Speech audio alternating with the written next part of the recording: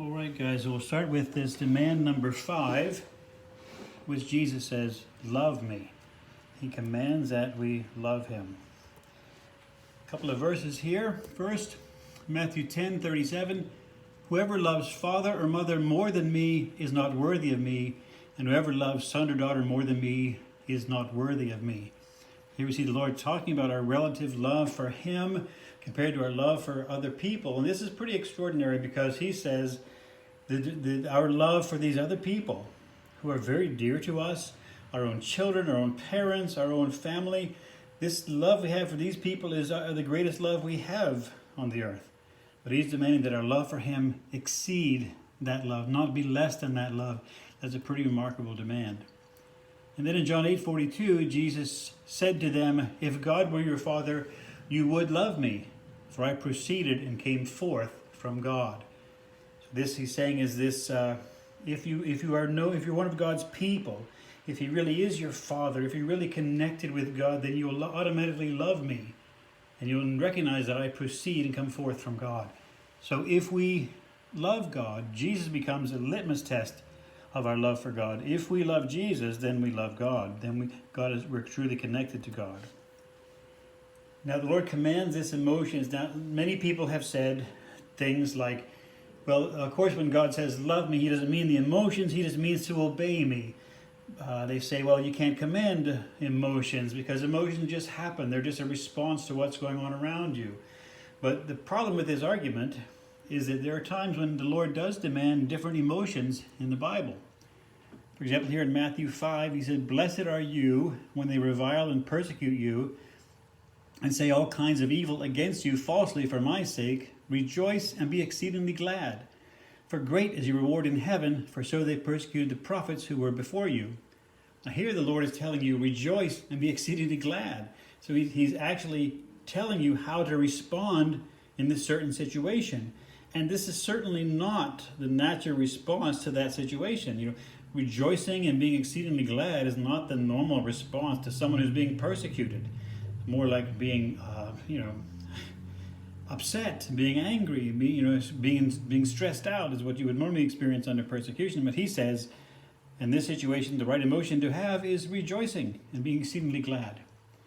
Then Luke 12:4-5, and I say to you, my friends, do not be afraid of those who kill the body, and after that have no more that they can do.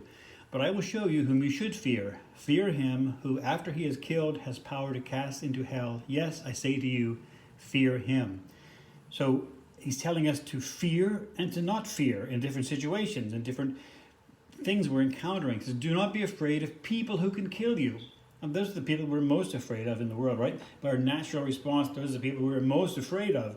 So again, he's asking us to have a response that is not natural, that is not normal.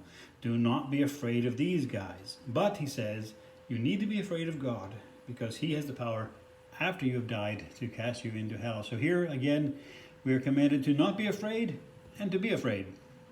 Then in Luke 9, it says, whoever is ashamed of me and my words, of him the Son of Man will be ashamed when he comes to his own glory and in his Father's and of the holy angels. So here we're commanded basically to have not shame, to not have this emotion of shame. Do not be embarrassed to be connected to Jesus. Don't be afraid that people will make the connection between you and the Lord. Instead, embrace being connected to the Lord, even if it causes people to think less of you.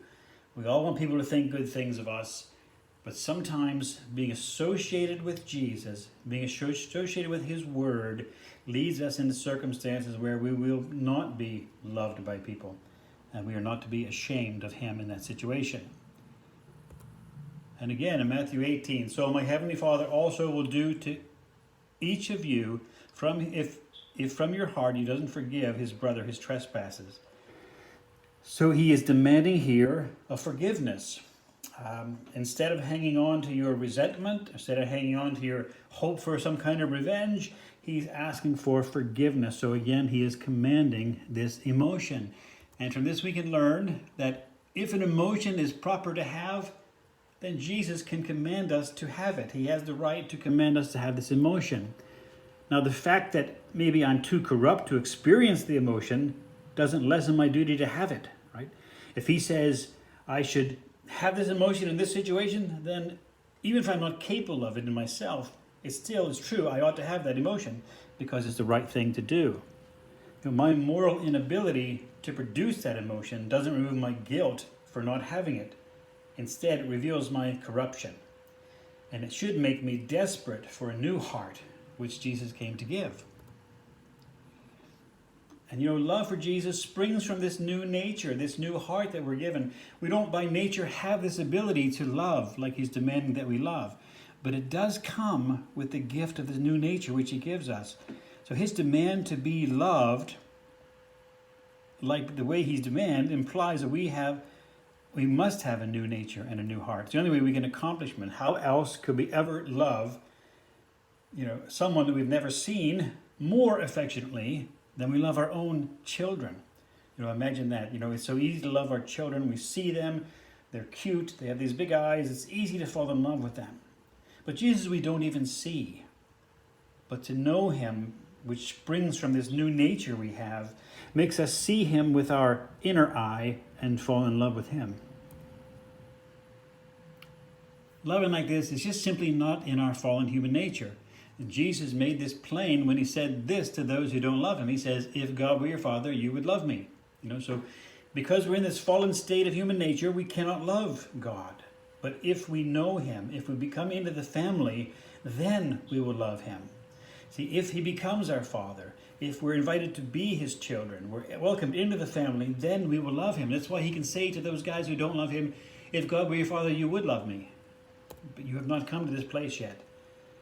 But in John 1:12, he says, to all who did receive him, who believed in his name, Jesus gave the right to become children of God. And once they became children of God, once God was their father, then they loved him. They had the capacity to love him. So loving Jesus really springs from this new nature which he provides. And the command that we love him is actually an act of love on his part. It's proof of his love because loving him is good for us. He doesn't demand that we love him because he wants to be loved, but because it's good for us to love him. It's right for us to love him. It's healthy for us to love him. And there's no doubt about it. This love that we have for him will produce the fruit of obedience to him in our hearts. We'll obey the other commandments because we love him. And this love will incline us to fulfill whatever ministry he gives us to do. Whatever he's called you to do, it will incline you to desire to do that and to strive for that and to fight to get that accomplished. And it will produce this longing that Jesus receive honor, that he be blessed, that he be glorified. It will change us from the inside out. So Jesus demands that he be loved by the world. He demands this because he is infinitely worthy to be loved. When you think about it, he is the best friend mankind ever had. Why shouldn't we love him? And since our love for him is the crazy, awesome enjoyment of his glory and his presence and his care for us, therefore Jesus' demand that we love him is just one more way that his love overflows to us. It is, in fact, this command to love him is an act of love on his part.